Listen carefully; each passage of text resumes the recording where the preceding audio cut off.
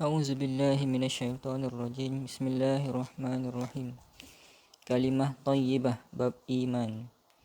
Makna iman dari segi bahasa ialah menerima dengan penuh yakin penyampaian seseorang yang tertentu kerana kepercayaan terhadapnya. Sementara dalam istilah agama pula, makna iman ialah menerima dengan yakin perkhabaran Rasulullah sallallahu alaihi wasallam tanpa melihat dengan mata sendiri, semata-mata kerana mempercayai baginda sallallahu alaihi wasallam. Ayat-ayat Al-Quran. Qala Allah Ta'ala, A'udzubillahi minasyaitonir rajim. وَمَا أَرْسَلْنَا مِنْ قَبْلِكَ مِنْ رَسُولٍ إِلَّا نُوحِي إِلَيْهِ أَنَّهُ لَا إِلَهَ إِلَّا أَنَا فَاعْبُدُونِ. Al-Anbiya ayat 25. Allah Subhanahu Wa Taala berfirman kepada Rasulnya, dan tidaklah kami telah utuskan sebelum kamu mana-mana Rasul, kecuali kami wahyukan kepadanya bahawa sesungguhnya tidak ada yang layak disembah selain daripada aku, maka beribadatlah hanya kepada aku. Qala Allah Ta'ala, Innamal mu'minuna allazina iza zukirallahu wajilat qulubuhum wa iza tuliyat alaihim ayatuhu zadatuhum imana wa ala rabbihim yatawakkalun. Al-Anfal ayat 2. Allah SWT berfirman, sesungguhnya orang-orang yang beriman ialah orang-orang yang apabila nama Allah SWT disebut, hati mereka menggeletar ketakutan, dan apabila dibacakan ayat-ayat Allah, maka ayat-ayat itu menambahkan kekuatan iman mereka, dan mereka hanya bertawakal kepada Allah Subhanahu Wa Taala Tuhan mereka. Qala Ta'ala, فَأَمَّا الَّذِينَ آمَنُوا بِاللَّهِ وَاعْتَصَمُوا بِهِ فَسَيُدْخِلُهُمْ فِي رَحْمَةٍ مِّنْهُ وَفَضْلٍ وَيَهْدِيهِمْ إِلَيْهِ صِرَاطًا مُسْتَقِيمًا. An-Nisa ayat 175.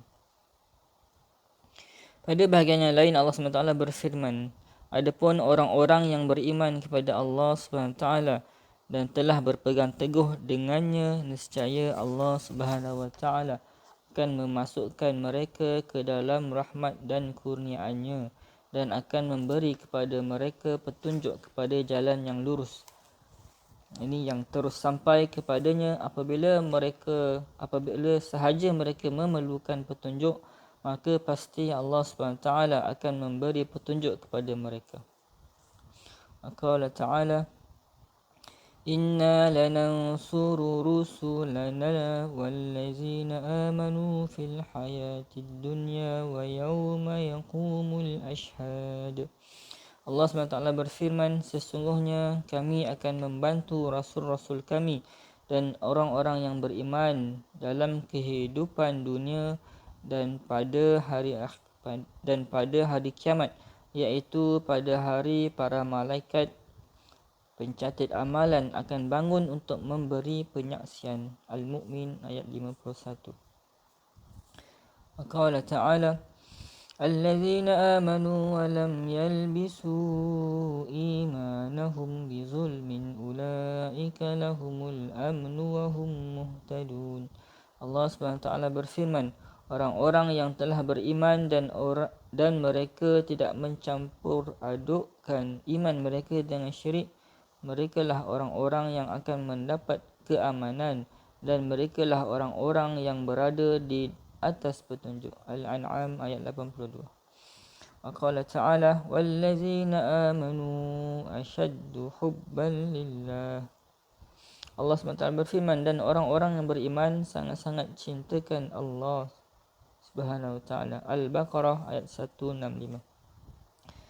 Qala Ta'ala, Qul inna salati wa nusuki wa mahyaya wa mamati lillahi rabbil alamin. Allah SWT berfirman kepada Nabi Muhammad SAW, katakanlah wahai Muhammad, sesungguhnya solatku, segala ibadatku, hidup dan matiku adalah semata-mata untuk Allah, Subhanahu wa ta'ala yang merupakan pemelihara sekalian alam. Al-An'am ayat 162. Hadis-hadis Nabi sallallahu alaihi wasallam.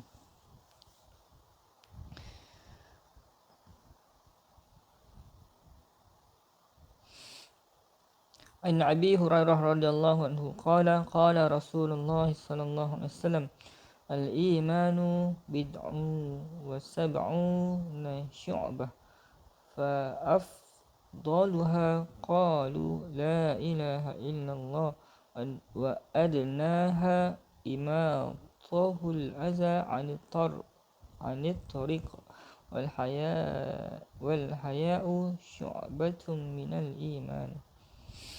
Sayyidina Abu Hurairah radhiyallahu anhu meriwayatkan bahawa Rasulullah SAW telah bersabda, iman mempunyai 70 cabang. Antara cabang iman itu yang paling afdal mengucapkan kalimah la ilaha illallah. Cabang iman yang paling rendah ialah mengalihkan sesuatu yang menyakiti dari jalan. Sementara sifat malu ialah satu cabang yang penting daripada iman. Riwayat Muslim. Terangan, malu ialah satu sifat yang mendorong seseorang menghindari perbuatan jahat serta menghindari daripada cuai dalam menunaikan hak orang lain.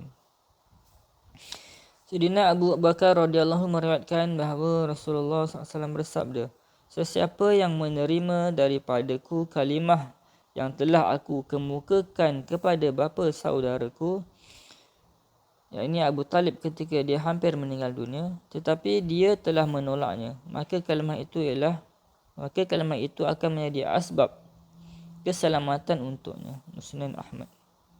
Sayyidina Abu Hurairah radhiyallahu meriwayatkan bahawa Rasulullah SAW bersabda, hendaklah kamu semua memperbaharui iman kamu. Baginda SAW ditanya, wahai Rasulullah, bagaimana kami membaharui iman kami? Baginda SAW bersabda, perbanyakkan ucapan la ilaha illallah. Musnad Ahmad, Tabarani, Targhib. Sayyidina Jabir bin Abdullah radhiyallahu anhu berkata bahawa saya telah mendengar Rasulullah SAW bersabda, zikir yang paling afdal ialah la ilaha illallah dan doa yang paling afdal ialah alhamdulillah. Riwayat Tirmizi. Keterangan, la ilaha illallah ialah zikir yang paling afdal kerana ia adalah asas kepada keseluruhan agama. Tanpa la ilaha illallah, iman tidak akan diterima dan tiada sesiapa boleh menjadi seorang Islam. Alhamdulillah ialah doa yang paling afdal kerana memuji sesuatu zat yang pemurah itu sendiri sebenarnya adalah meminta-minta daripadanya, sedangkan doa ialah meminta daripada Allah Subhanahu Wa Taala. Mazahirul Haqq.